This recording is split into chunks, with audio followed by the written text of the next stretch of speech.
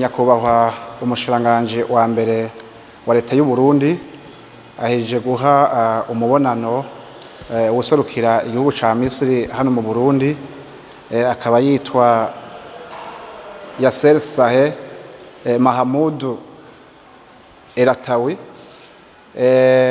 Nkuko mubizi rero igihugu ca Misiri n'igihugu c'u Burundi ni ibihugu bifitaniye imigenderanire myiza cane, ibihugu bigenzi, ibihugu bifashanya mu bitari bike. Mbere uko gufashanya n'ubwo bucuti bukaba bumaze igihe kuko bwavutse mu 1973.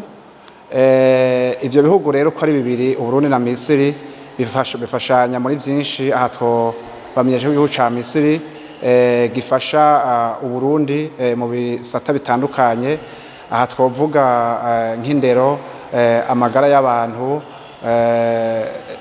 uburimyi, guhanahana amakuru no mu vy'umutekano.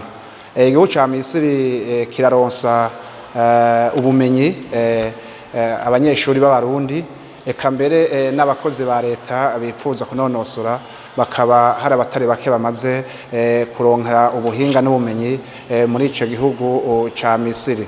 Murazi kandi ko igihugu ca Misiri n'igihugu c'u Burundi bifise n'ikindi kidasanzwe kibihuza.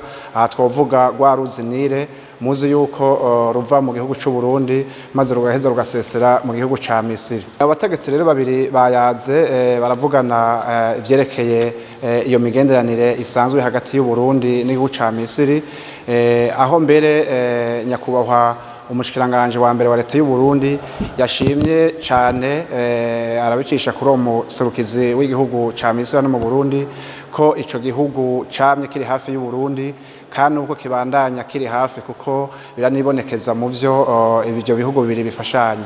Aha rero nyakubahwa waserukira igihugu ca Misiri hano mu Burundi yasubiye aremera yuko bagiye gukomeza gufashanya hagati y'u Burundi n'ico gihugu aserukira hano mu Burundi. Mbere bakaba bagiye gukomeza cane mu vyo gufashanya mu vyerekeye indero, amagara y'abantu, uburimyi, guhanahana amakuru, imico n'akaranga. Banavuzaganye kandi yuko bagihagiye kuba umugambi wo gukuraho kimwe bita viza ku Barundi canke abanyamisiri bafise za mpapuro z'inzira bita diplomatique canke impapuro z'inzira z'akazi, kugira ngo abo bantu bashobore kugenderanira atagusabwa za mpapuro, atagusabwa bimwe bita amaviza.